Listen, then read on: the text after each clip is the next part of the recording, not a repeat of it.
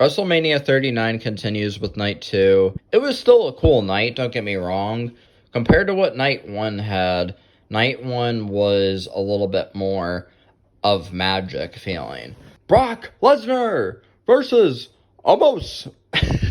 Honestly, going in this match, everybody did not want to see this match for so many reasons, because compared to a lot of the matches that Brock Lesnar has had in his career, this was definitely one that made no sense to a lot of fans. I wasn't too invested in this match when I first heard about it, but now seeing it, it actually wasn't as bad as I thought.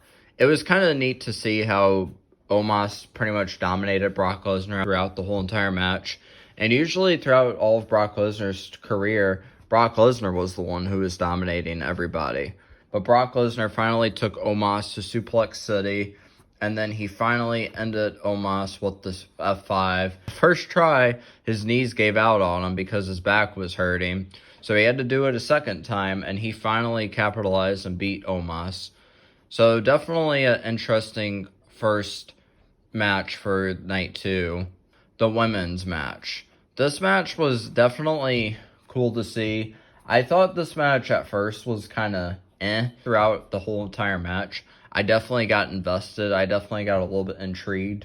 I wanted to see Liv Morgan and Raquel win, but when I saw that Ronda Rousey won, I think we all knew that she was going to win. And many fans were pretty upset by this, but, you know, it is what it is. Sheamus versus Drew McIntyre versus Gunther for the Intercontinental Championship. It felt like this match was more so somebody's going to get hurt so bad because they kept hitting each other in the chest.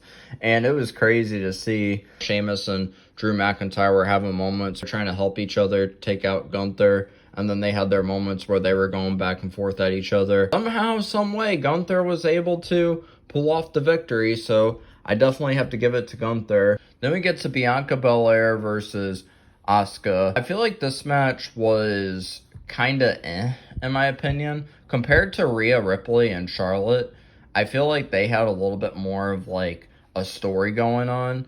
It felt more so like we were seeing history be made with those two. Seeing Bianca and Asuka, it was okay. It wasn't a terrible match. Another match with The Miz, and The Miz was gonna fight Shane McMahon.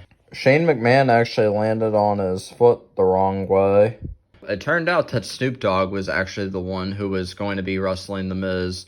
So Snoop Dogg punched The Miz a few times, and then he does the unbelievable. He does the People's Elbow, the most electrifying move in all of entertainment.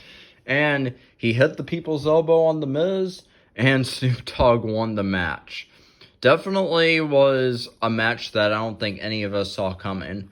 But you know what? It was cool that we got to see Shane McMahon come back. And it was definitely unexpected. I'm not going to lie. I was not expecting Shane McMahon to come back. Edge versus Finn Balor.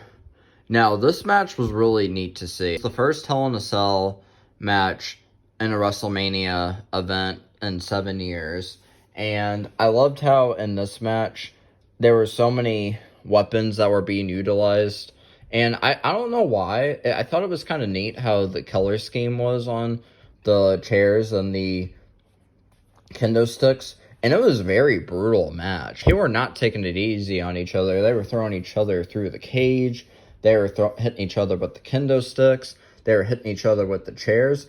I mean, hey, that's how even Edge finished Finn Balor in the first place on this match. It felt like this match was a battle, and it wasn't just a normal wrestling match.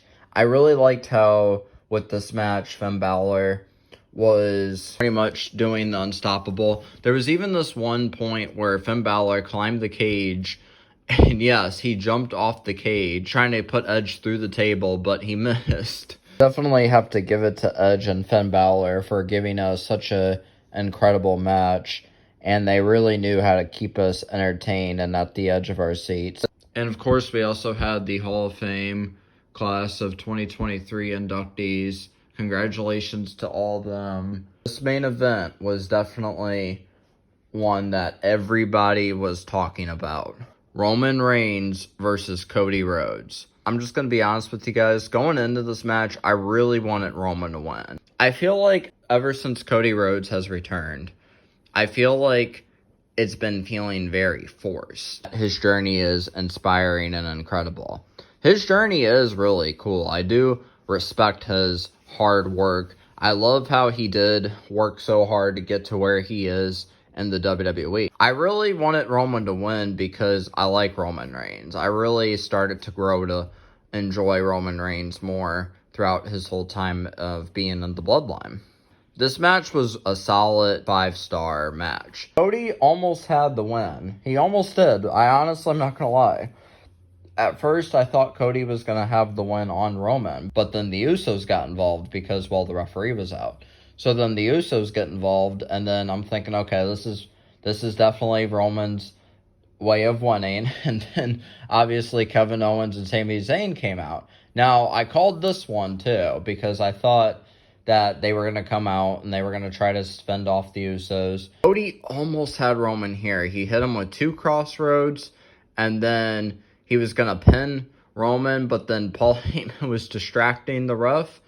Solo comes out of nowhere and hits Cody Rhodes. Roman Reigns hits a spear on Cody Rhodes. Roman Reigns wins and retains the title. As long as the Bloodline stands, Roman is going to keep winning all these matches.